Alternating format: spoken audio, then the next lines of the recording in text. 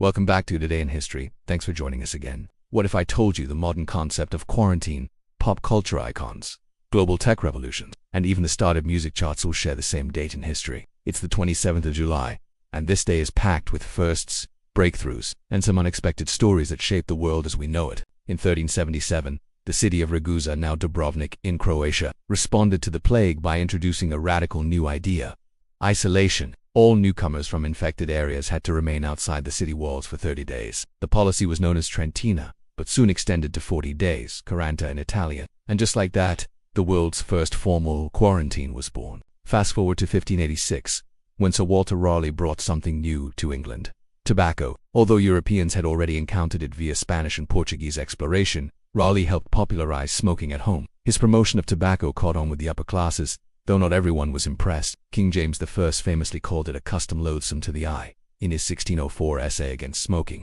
On the 27th of July 1694, the Bank of England received its royal charter from William III and Mary II, set up to raise funds during war with France. The bank soon evolved into the cornerstone of Britain's financial system. That small charter sparked the birth of central banking as we know it. It was a major leap across the Atlantic on this day in 1866, when the first successful permanent telegraph cable connected Ireland and Newfoundland. Messages that once took weeks could now be sent in minutes. Laid by the giant steamship Great Eastern, the cable marked the start of global communication. On this day in 1909, the Wright brothers made history once again. Orville Wright flew with Lieutenant Frank Lamb for over an hour at Fort Myer, Virginia, meeting all the requirements set by the U.S. Army. Their aircraft became the military's very first plane, Signal Corps Airplane No. 1. Another medical milestone arrived on the 27th of July, when Canadian scientists Frederick Banting and Charles Best successfully used a pancreatic extract, later identified as insulin, to treat diabetes in dogs. It would soon save millions of human lives. Their discovery remains one of the most important breakthroughs in modern medicine. Meanwhile, on the British coast in 1936, Morecambe unveiled Europe's largest open-air swimming pool, the Super Swimming Stadium, with room for over 4,000 swimmers and spectators. It became a seaside icon and a symbol of 1930s leisure culture. In 1940, Warner Brothers released a Wild Hare, and for the first time, the world heard "What's Up, Doc?" It was Bugs Bunny's official debut in the form that we all know and love, complete with his Brooklyn attitude and quick wit. That same day, Billboard magazine launched its first music chart, tracking sales of recorded songs. Topping the list, "I'll Never Smile Again" by Tommy Dorsey and a young Frank Sinatra. Also on the 27th of July 1944, the Royal Air Force introduced a new kind of aircraft into combat, the Gloucester Meteor. It was Britain's first jet fighter, and the only Allied jet used in World War II.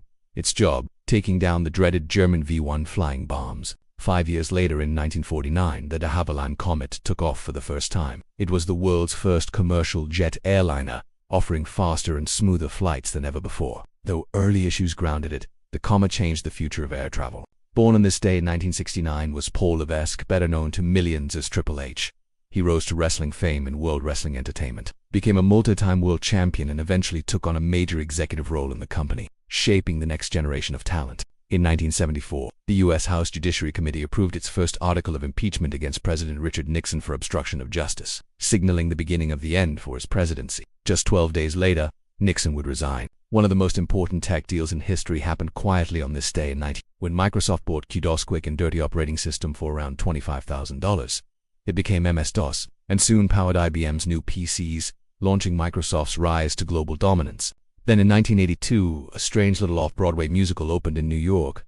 Little Shop of Horrors, featuring a man-eating plant and a doo-wop soundtrack, quickly became a cult classic and later inspired a hit film. 5 years later, on the 27th of July 1987, Rick Astley released Never Gonna Give You Up. It shot to number 1 around the world and, decades later, became an unlikely internet legend thanks to the viral Rickroll meme. And in 1993, Microsoft released Windows NT 3.1. Unlike previous systems built on MS-DOS, this was a fully 32-bit operating system, designed for businesses. It laid the foundations for the Windows systems we still rely on today. So whether it's the invention of quarantine, the dawn of the jet age, a diabetic lifesaver, or a chart-topping meme, the 27th of July proves how much can happen in just one day. Thanks for watching. If you enjoy learning about history one day at a time, hit like, subscribe, or follow, because tomorrow has stories of its own waiting to be told.